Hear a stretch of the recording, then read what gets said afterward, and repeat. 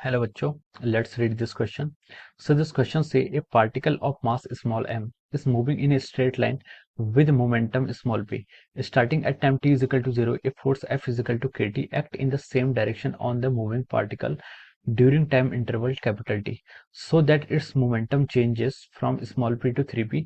Here k is a constant and the value of capital T is, option is root 2p by k, option B is 2 times root of p by k, option C is root 2k by P and option D is 2 times root of k by P. Okay, तो चलिए बच्चों अब हम इस question को start करते हैं। ठीक है, अब देखिए बच्चों इस क्वेश्चन का जो आपका की कॉन्सेप्ट होगा, इस क्वेश्चन का आपका की कॉन्सेप्ट क्या है। देखिए इस क्वेश्चन में हमसे पूछा गया है कि देखिए हमसे बोलेगा कि पार्टिकल है जिसका मास m है और मोमेंटम क्या है p है, टाइम t इजिकल टू 0 पर उस पर फोर्स क्या लग रहा है। देखिए F is equal to K T force लग रहा है। ठीक है, और उसने बोला है कि during this time interval T time interval में उसका मोमेंटम चेंज हमें गिवन है कितना, एफ से लेकर पी से लेकर 3p तक गिवन है और हमें उस टोटल वैल्यू टाइम टी की यहाँ पर वैल्यू फाइंड आउट करनी है। ठीक है, तो देखिए बच्चों इस क्वेश्चन पर हमें क्या लगाना है, यहाँ पर हमें ये फाइंड आउट करना है। देखिए फोर्स अप्लाइड गिवन है, हमें मोमेंटम चेंज यहाँ पर भी गिवन है, हमें सिर्फ यहाँ पर टाइम को कैलकुलेट करना है। ठीक है, तो देखिए फोर्स और मोमेंटम की जो चेंज, जो फोर्स और मोमेंटम के रिलेशनशिप को एस्टेब्लिश करता है उसे हम क्या बोलते हैं, न्यूटन सेकंड लॉ। ठीक है,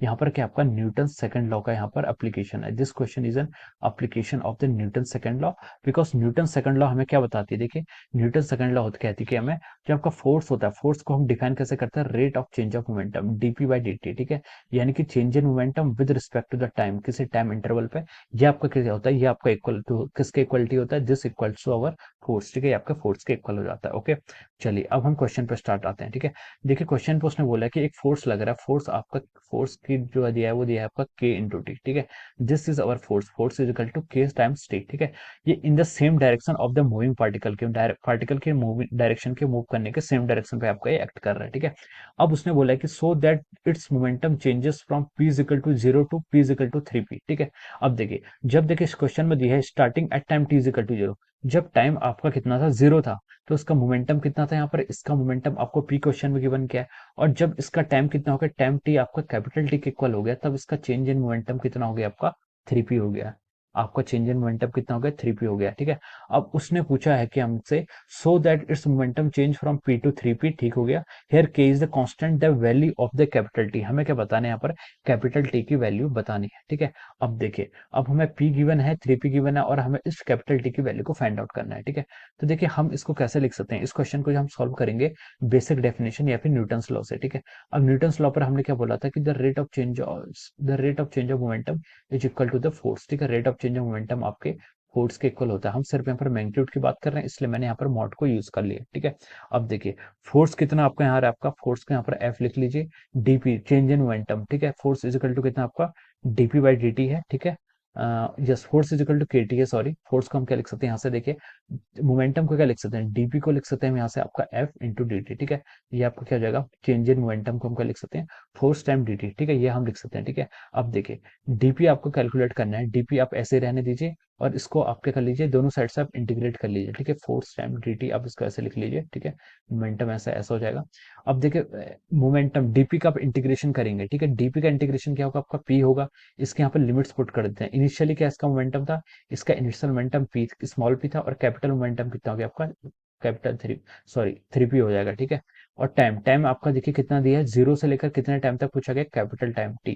ठीक है, ये आपका टाइम इंटरवल क्वेश्चन में गिवन है। ठीक है, अब देखिए अब आप डीपी का इंटीग्रेशन करेंगे तो डीपी का इंटीग्रेशन क्या आएगा आपका, पी आ जाएगा और आपकी लिमिट कहाँ से कहाँ तक रहेंगी, पी से लेकर 3p तक आपकी ये लिमिट ऐसे की ऐसे रहेगी। ठीक है, अब यहाँ पर फोर्स का पुट कर दीजिए, फोर्स क्या आपका के टी। ठीक है, इसको आप यहाँ पर देखिए, इसको आप ऐसे लिख सकते थे यहाँ से के टी डी टी। ठीक है, फोर्स को हमने के टी डी टी और लिमिट आपकी 0 से टी। देखिए अब इसका इंटीग्रेट करेंगे तो के आपका कांस्टेंट हो जाएगा। ठीक है, टी डी टी का इंटीग्रेशन करेंगे तो वो कितना आएगा आपका टी स्क्वायर बाई टू। ठीक है, इसको आपने क्या लिख लिया यहाँ से, T square by two, limit आप पुट कर लीजिए 0 से लेकर कैपिटल टी तक। ओके, अब हम इसको आगे फर्दर सॉल्व करते हैं। ठीक है, आपको अपर लिमिट गिवन है, लोअर लिमिट गिवन है और इंटीग्रेंट गिवन है। ठीक है, इंटीग्रेंट का इंटीग्रेशन करके आपका पी आ गया, तो हम इसको लिख सकते हैं, देखिए upper limit minus lower limit 3p minus P हो जाएगा, इज इक्वल टू के बाई टू कॉन्स्टेंट हो जाएगा, टी का स्क्वायर यहाँ पर कैपिटल टी का स्क्वायर आपका कैपिटल टी स्क्वायर माइनस 0। ठीक है, ये आपका यहाँ से इतना आ गया।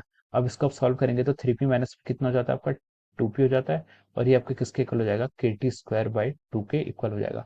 आपसे क्या पूछा गया यहाँ पर, the value of the capital T की वैल्यू पूछी गई है, तो आप लिख सकते हैं, देखिए यहाँ से कितना जाएगा आपका 4p equal to k times capital T का स्क्वायर, ठीक है।